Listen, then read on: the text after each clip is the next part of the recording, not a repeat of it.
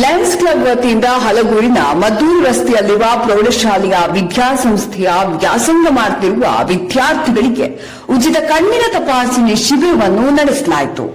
ತಾಲೂಕಿನ ಹಲಗೂರಿನಲ್ಲಿ ಸುಮಾರು 100ಕ್ಕೂ ಹೆಚ್ಚು ವಿದ್ಯಾರ್ಥಿಗಳಿಗೆ ನಿವೃತ್ತ ವೈದ್ಯಾಧಿಕಾರಿ ಉಮೇಶ್ ಕಣ್ಣಿನ ತಪಾಸಣೆ ನಡೆಸಿ ಮಾತನಾಡುತ್ತಾ, ತರಕಾರಿ ಸೊಪ್ಪುಗಳನ್ನು ಹೆಚ್ಚು ಸೇವಿಸುವ ಮೂಲಕ ನಿಮ್ಮ ಆರೋಗ್ಯದ ಜೊತೆಗೆ ಕಣ್ಣಿನ ದೃಷ್ಟಿಯನ್ನು ಕಾಪಾಡಿಕೊಳ್ಳಬಹುದು ಎಂದು ತಿಳಿಸಿದರು.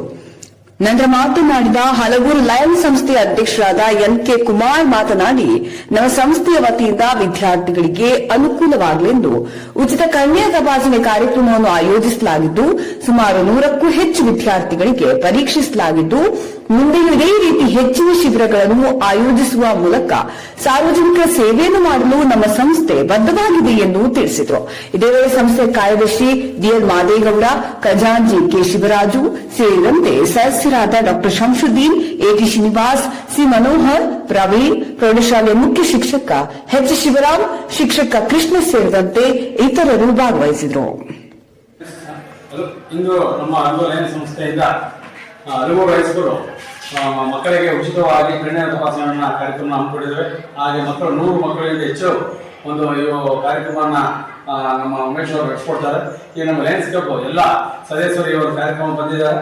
ಅದಕ್ಕೆಲ್ಲ ಕೂಡ ಒಂದು ಯಶಸ್ವಿಯಾಗಿ ಒಂದು ಕಾರ್ಯಕ್ರಮ ಯಶಸ್ವಿಯಾಗಿ ಎಲ್ಲರೂ ಕೂಡ ಸಹಕರಿಸಬೇಕಾಗಿ ನಾನು ಈ ಒಂದು ಸಂದರ್ಭದಲ್ಲಿ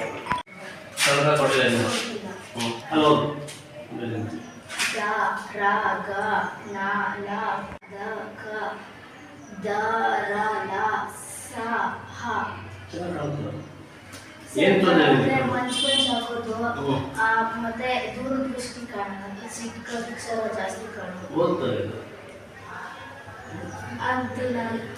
ಅನಿಮಿಕ್